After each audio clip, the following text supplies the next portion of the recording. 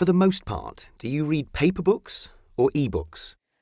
I'm almost entirely a print book reader, but that's not out of prejudice. That's just out of the fact that I get sent all the books, so it's easy for me to find the book I want to read and pick it up.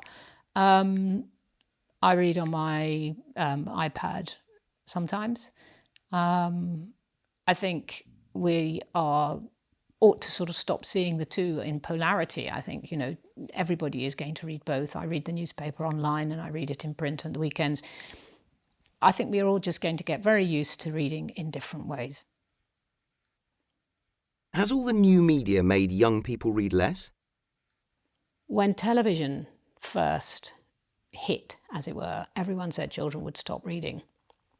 And the curious thing is that children's books, and even books for teenagers, are stronger now, much stronger than they were when children's television first took hold.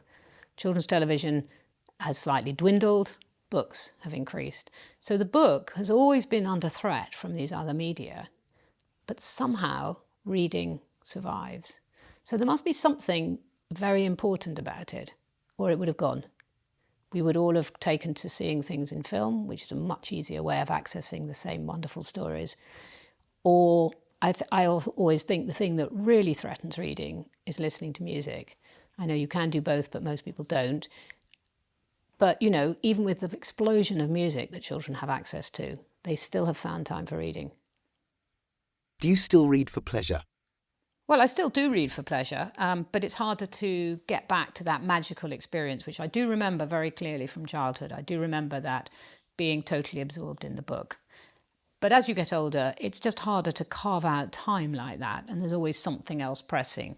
And of course, that's got more so if, I have a BlackBerry, I look at it all the time, and I have to stop myself doing that if I'm going to enter this amazing fictional world. So for me, the place that it really works best is a long train journey, because I don't have to look at anything. I can be out of my ordinary life, and I can just have that experience of getting completely lost in the story. But it only really works when the story comes to you and you have that kind of chemical moment when the story grabs you and you're not going to stop until you've got to the end of it, or whatever, you want to read it as long as possible. So I can still read for pleasure, but I have to find the right book.